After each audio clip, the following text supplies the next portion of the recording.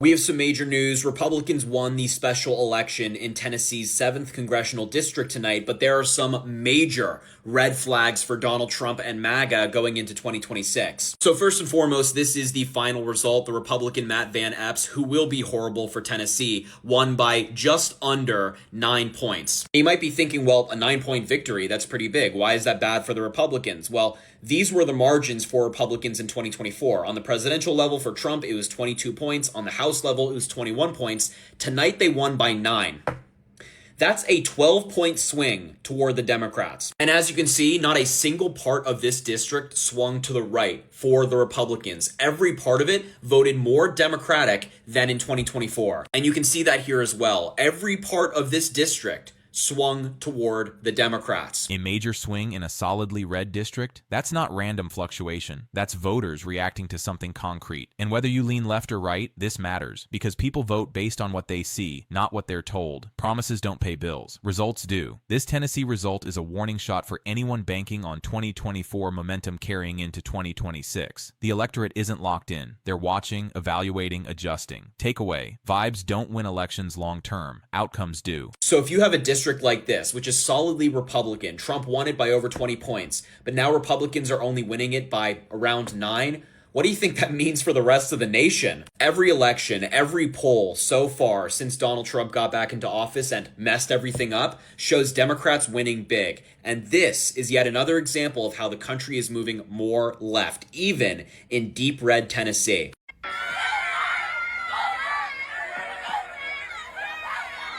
That happened on Tennessee State University's campus. This is a HBCU. This is the same Tennessee State University that the state of Tennessee basically got rid of their whole board, replaced it with state officials, and took their funding from them. Tennessee State University is also my grandmother's alma mater. My grandmother went to Tennessee State University when it was a normal school, and my great-grandmother went to Fisk University it was a teacher school. Good for them. Why would you come out of your day to come up there? This is called the Fearless Tour. And I'm sure they're going to turn it into something like Ruby Bridges trying to come to school, but it's not the same thing. If no one invited you to come, or if you were invited, then those people should have guided you and you should have had something planned. Why would you set up a table on the yard? And the reason why we have historically black colleges and universities, for those that don't know, is because we were not allowed to go to school with white people. They made a law that said you cannot desegregate schools. Black children and white children cannot go to school together. For years, the highest education that a black person could even have was 3rd grade, and everybody in the family couldn't go. This is the historical context people conveniently ignore. HBCUs weren't created by choice. They were created out of necessity. Black students were legally barred from white institutions. These schools exist because of exclusion, not preference. So marching onto these campuses claiming DEI is discrimination while ignoring why HBCUs exist in the first place. That's not ignorance. That's willful erasure. You want to debate affirmative action or diversity programs? Fine. But come with historical literacy and humility, not slogans and entitlement. For everyone, study context before you speak on complex issues. Otherwise, you're not contributing to the conversation. You're polluting it. Only the people that are going to come back and educate the rest of the family could go. Read your history, read books, and don't just say that this wasn't fair, because absolutely, it was needed and necessary. Thank you, students of Tennessee State University. For more political gossip and cultural opinions, follow me, repost, share, blow this page up, y'all. I mean, to tell me it was some Charlie Kirk supporters, like MAGA, Trump, conservative supporters that went to Tennessee State University and was protesting and marching? Like, wait, what's been going on? Because I'm a little bit out the loop. I come on TikTok and they saying that it was like, I'm seeing people in MAGA hats and they got security and they went to an HBCU to stir up trouble. That's crazy. Like, why did they choose Tennessee State to, to cause trouble? Why did they choose a historical black college or university, Tennessee State University, to cause trouble and all that, especially what just happened with Charlie Kirk a few weeks ago? And I heard that they supposedly didn't know that they went to an HBCU. Like, how you gonna not know? Like, I understand some people don't understand, like, what an HBCU might be, but you know if you know about colleges that, oh, these are all black schools or these are predominantly white schools. Like, you understand that, especially if you went to college and went to school. And if you're doing something like a protest, especially with Charlie Kirk values and all that, then you already know what you're doing. So they trying to play crazy. But what y'all feel about them going to a HBCU, especially Tennessee State, and causing all that trouble amongst the students and these young black people and, you know, colored people that's on campus? Leave in the comment section, should they be going to these schools? Is this positivity they spread? I think it's negative, but y'all, like I said, let me know. We didn't know it was an HBCU. You organized a campus tour. You planned logistics. You printed signs. But you didn't Google where you were going? Either that's spectacular incompetence or calculated dishonesty. Here's what mature people understand. Intent doesn't erase impact. The second you realize you've entered a space with deep cultural and historical significance, you adjust your approach. You don't double down and play victim.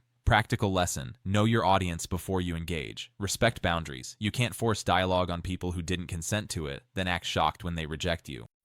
Oh, yeah, I had to know I was coming. First of all, I want to say I appreciate everybody tagging me, everybody who's seeing it to me, updating me on what was going on.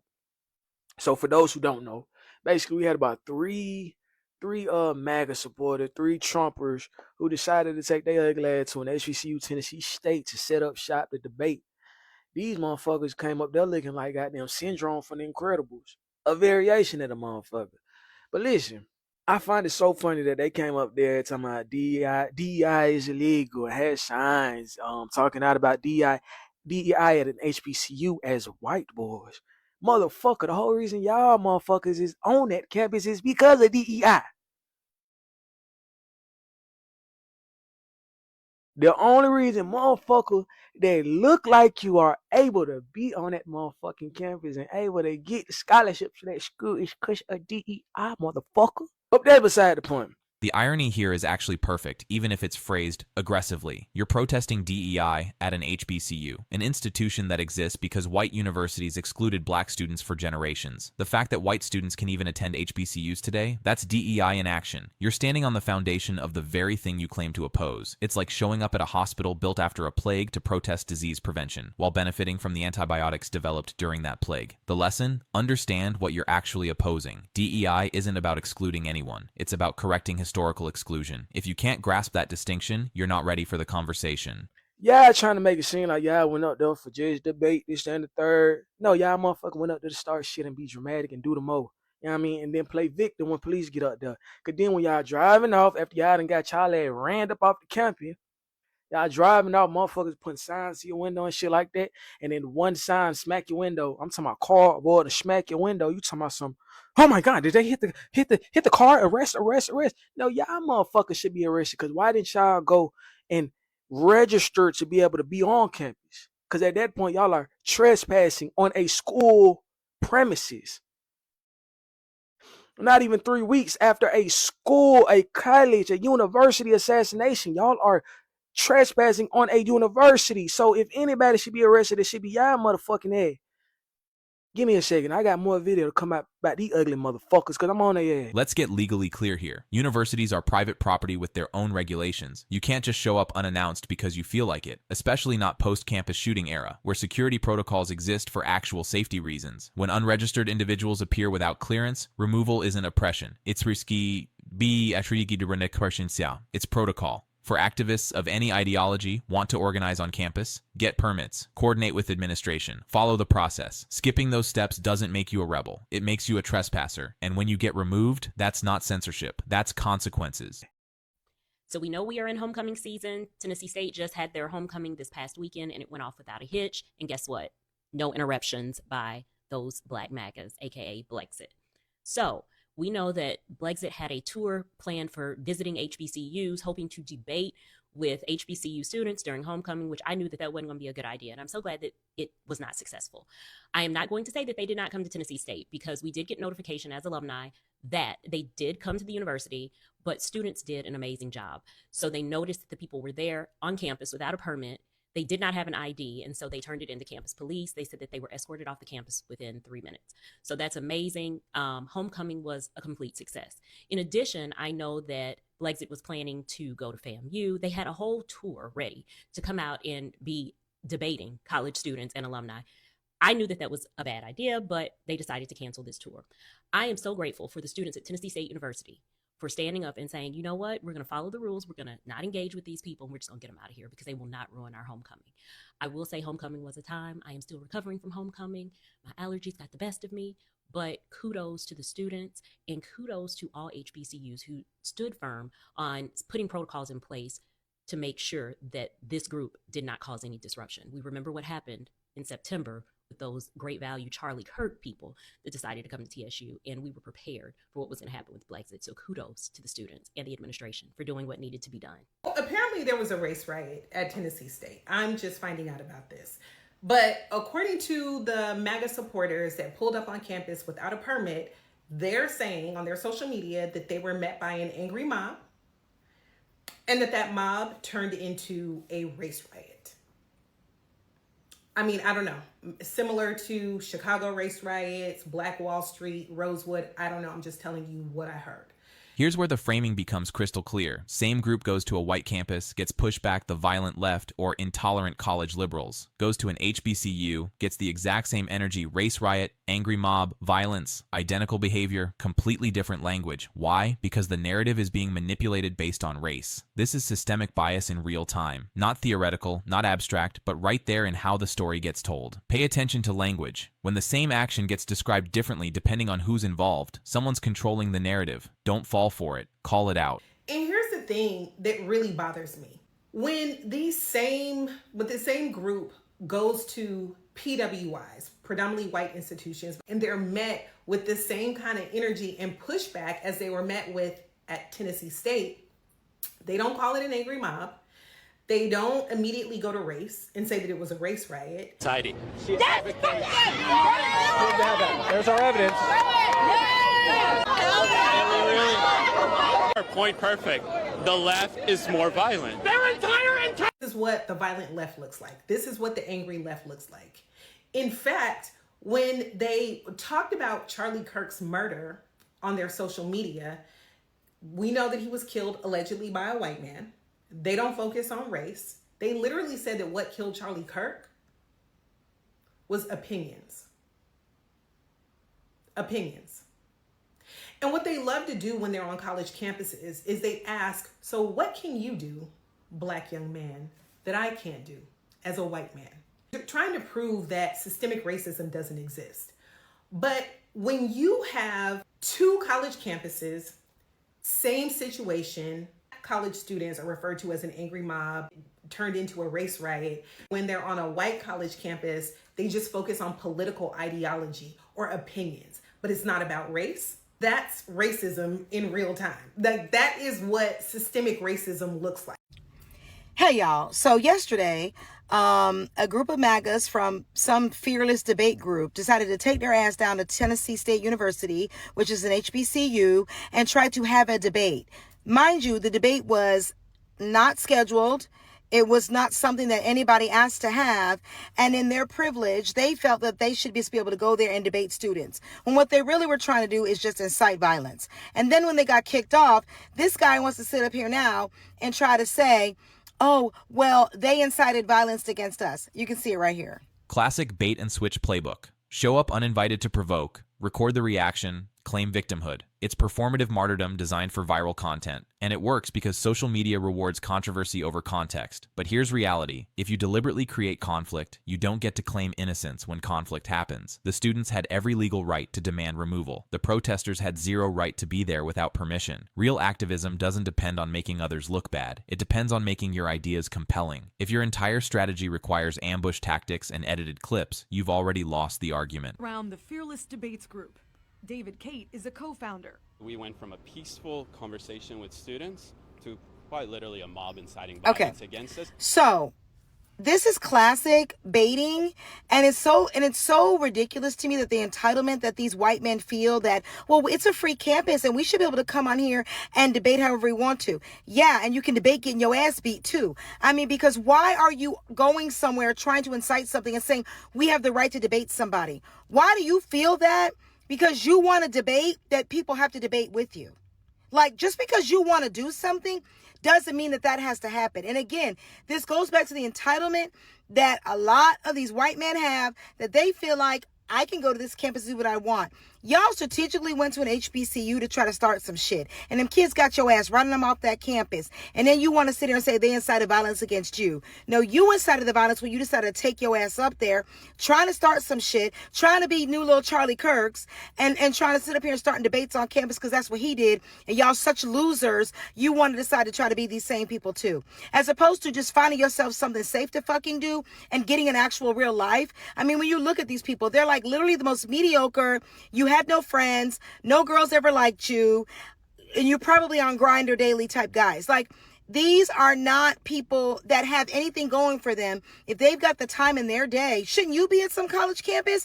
But no, you... Why HBCUs specifically? Why during homecoming? Why Tennessee State? If genuine debate was the goal, there are thousands of campuses with conservative clubs eager to engage, but they chose an HBCU during their biggest celebration week, unannounced. That's not coincidence, that's calculation. The goal wasn't conversation. It was to manufacture content showing intolerant black students rejecting peaceful dialogue. It's a setup, and everyone involved knows it. For students, you don't owe bad faith actors a platform in your space, on their terms, on their timeline. Protecting your campus isn't intolerance, it's self-respect. Don't let anyone guilt you into thinking boundaries equal bigotry. Taking classes?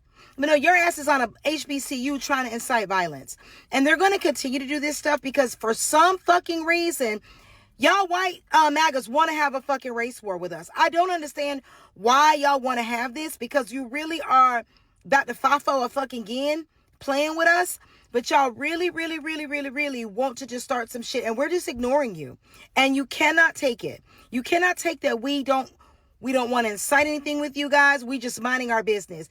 I mean, it's the fact that, you know, you're sitting up here blaming shooters on us that we have nothing to do with in places that black people don't even really live.